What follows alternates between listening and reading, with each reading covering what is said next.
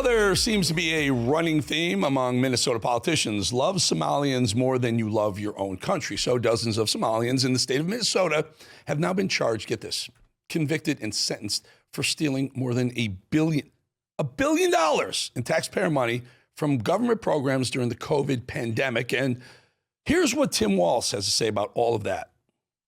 Do you take responsibility for failing to stop this fraud in your state?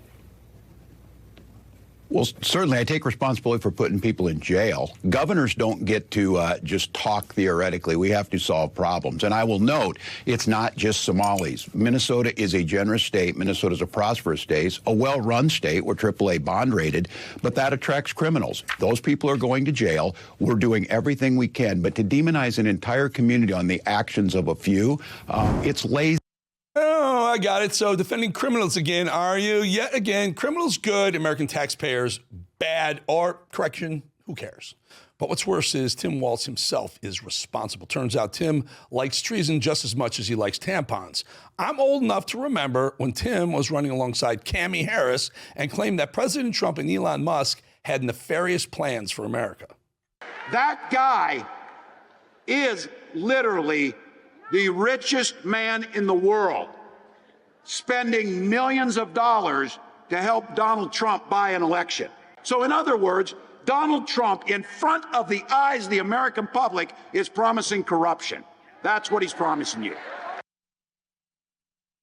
Turns out, pot, kettle, calling the kettle black. Always, Tim almost got away with it, but it looks like the world is caving in on Timmy Walz. Even the New York Times didn't just point out the crime. They made it quite clear that this happened on Tim Walz's watch. And that's saying something. It's New York Times. But wait, there's more. The Minnesota Department of Human Services exposes Walz even more. And they said, quoting, Tim Walz is 100% responsible for massive fraud in Minnesota. We let Tim Walz know of fraud early on, hoping for a partnership in stopping fraud. But no, we got the opposite response. They say the fraud was, thanks specifically to the system Tim put into place. He made it easier to steal from the taxpayers of Minnesota. He also ignored the warnings, and he ignored the reports of fraud already happening.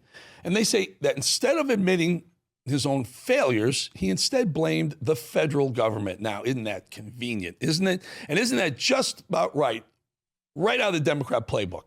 Defend the criminals at all costs is also another Democrat mantra. Demonizing an entire community, folks who are in the professions, educators, artists, doctors, lawyers, entrepreneurs. They bring the diversity and the energy to a place like Minnesota. And for him to just randomly decide to do this, it makes no sense. Do your job. Get the criminals out. Secure our border, but do it with dignity and respect to the American tradition of respecting immigrants and refugees. Always defending the criminals, these Democrats, because all roads lead back to them, right? And you know what? It makes sense, because no one hates their own country like a Democrat does, and no one hates America more than a Democrat politician does. There's quite a history of Tampon Tim loving other countries more than he loves his own. Just a reminder, Tampon Tim Walz taught school in China. He promoted Chinese communism to American students as a teacher.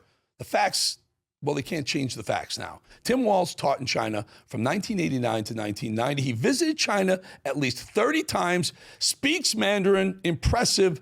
But get this, Tim Walz was married, coincidentally, or not, on the anniversary of Tiananmen Square massacre, and he also honeymooned where? In China. I don't know about you, but when I think honeymoon, my mind immediately thinks China, right? Oh, hell no.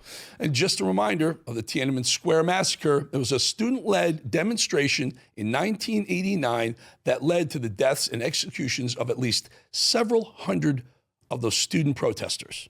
Tim Walz also said in 1990 that China treated him, quote, exceptionally well.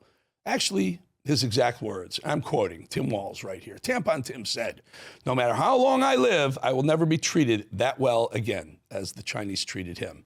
Despicable people like Tim Walz not only attained positions of power in the first place, but managed to get reelected even after showing their true colors as a serial liar. The fools who continue to support Tampon Tim without doing research, or who live in an echo chamber and fail to think critically, now they're the real problem. I will also tell you this.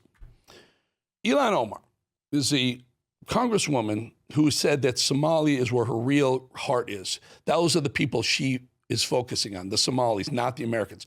So a group of Somalis come over here, illegally, who knows, and they steal $1 billion. And they steal $1 billion. I need to tell you something about this.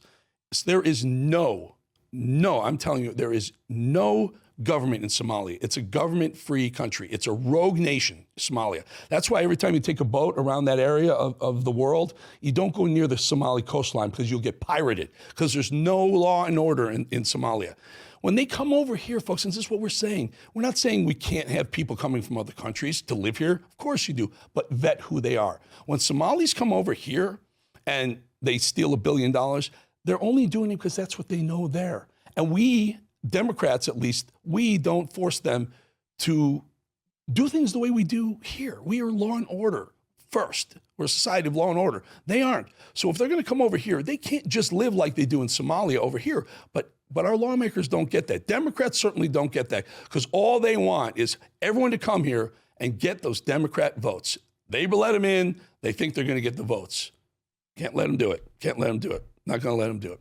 All right, folks, watch this.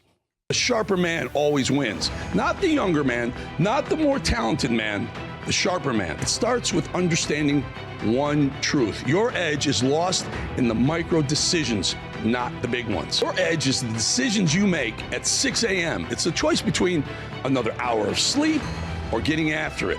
It's eating the protein, not the pastry. It's making that extra call. It's reviewing footage when it's the last thing in the world you want to do.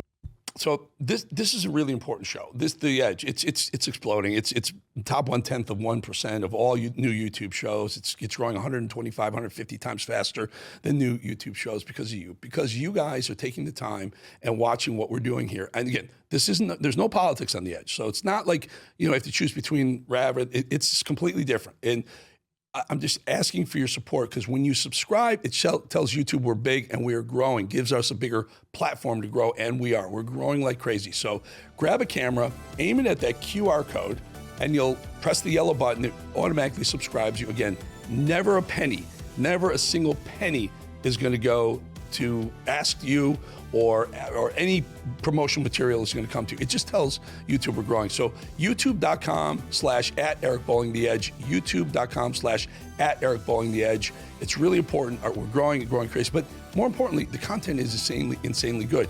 Patrick Bet-David, Brett Favre. Next week we have Tito Ortiz. This is a platform you're going to want to watch, especially if you're a man. You're ready to jump back up. You're ready to find your edge back. And that's really what it's all about. I really appreciate you for watching here. Love you here at Rav.